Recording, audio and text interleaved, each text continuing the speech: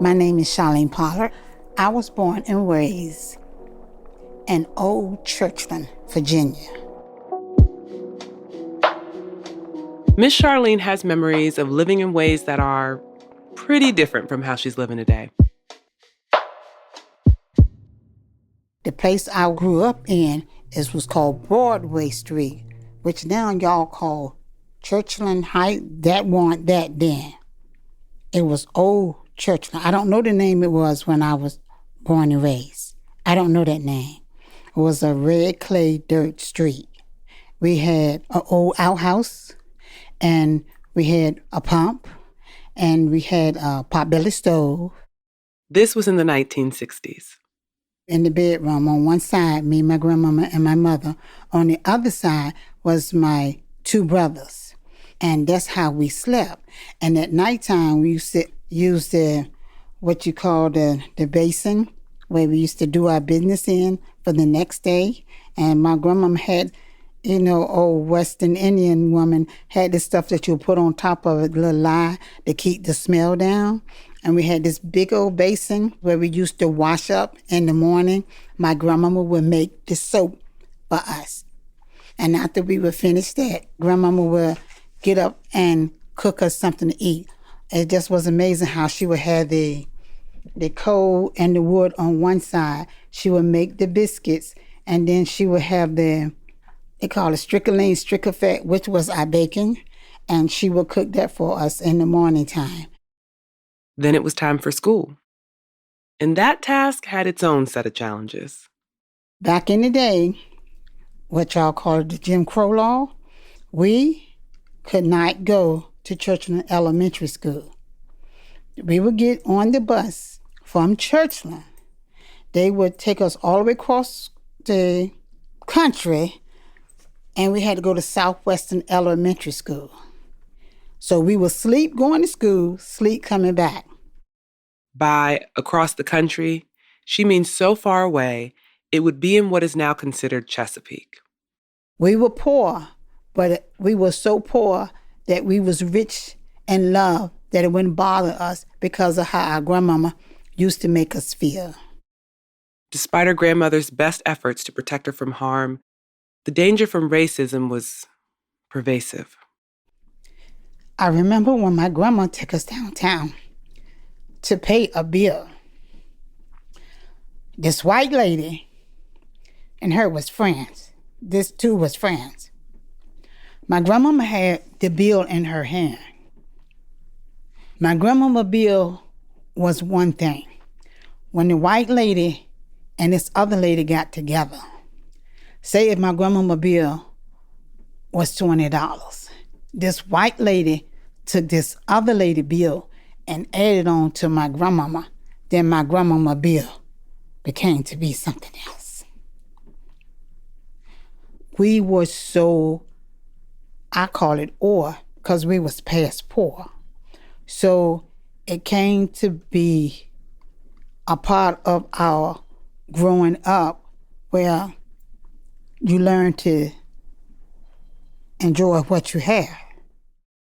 And if they didn't have it, they got creative.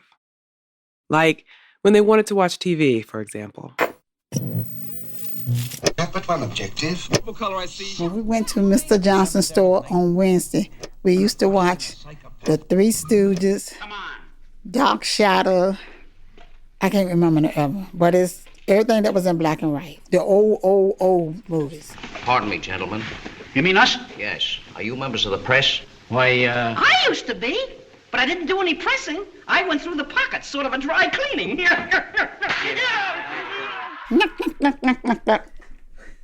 My favorite Stooge was Curly.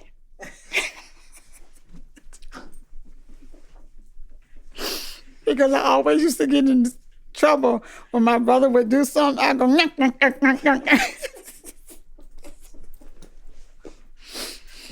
But, then I used to have to find laughter and stuff because then I grew up to be a tomboy. When it would rain, we used to be Tarzan and Jane. We used to swim in the ditch, and then we used to find the viney tree, and we used to swing from the tree. And being that our house was on stilts, We used to say the last one is a rotten egg, so we used to climb on top of the house, and we used to sit up there, and we used to just watch everybody come by. And then later on in the evening, we would go underneath the house because the house was so cool. So Churchill has bittersweet, but it was good.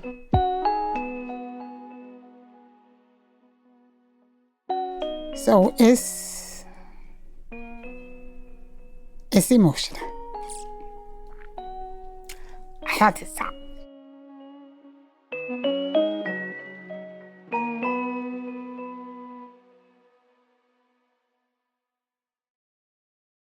My mother was a full-fledged alcoholic. My father's wife told me when I first met her, do not come back to her house again, because I was not going to get child support.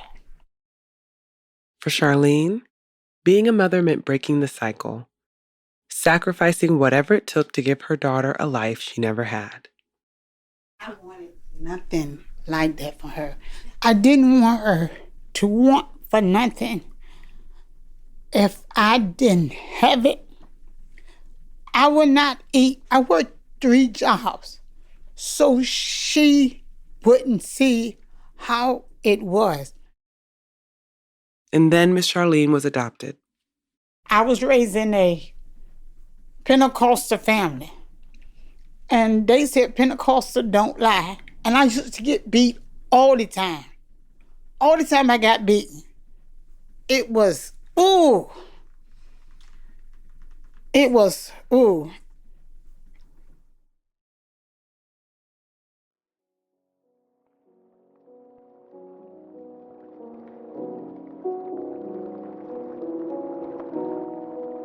And then as I grew up, I found love. Because when I moved next door, I met Mr. and Mrs. House. Down the street, Cavalier Manor is where I found them. They never had no kids. Mrs. House was the mother I never had. She taught me love. Mr. House was the father I never had. He taught me love. God knows I miss him. I miss both of them so much.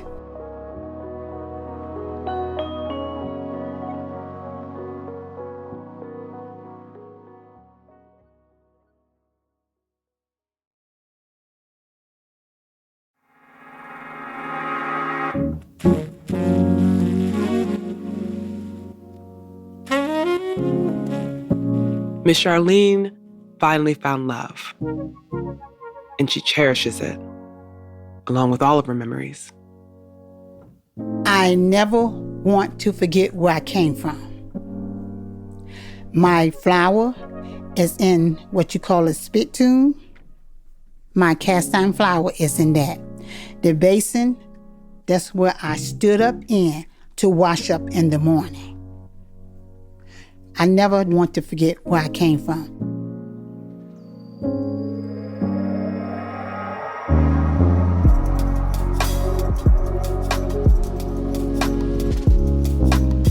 Visit our website, truthbetoldcommunity.com, to find out ways to get involved and share this episode with friends.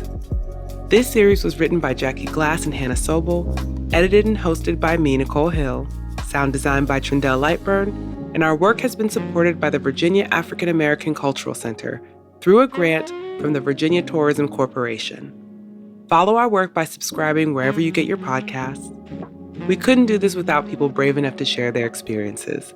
So thank you, Ms. Sharlene Pollard.